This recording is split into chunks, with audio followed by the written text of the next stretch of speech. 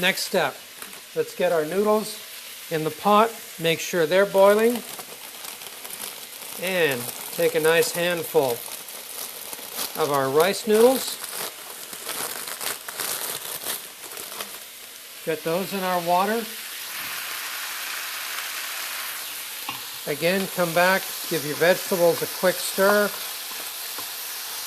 This is one of those meals at this point now where 3 hands would be a good thing. Just keep an eye on it. Give your noodles a stir. Make sure that they're coming along nicely. You could also, at this point, if you wanted to, add a little bit of your canola oil to your noodles.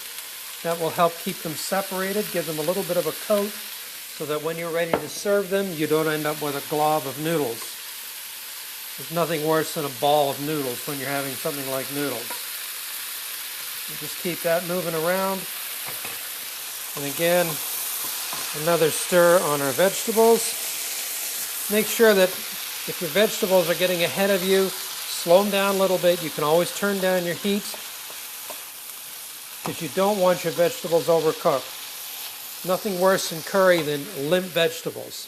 Now's a good time to add your shrimp or your seafood if that's what you're using, or if you were using tofu.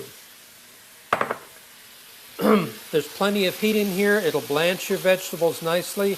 Today I'm using a white shrimp that's already been deveined and the tails removed.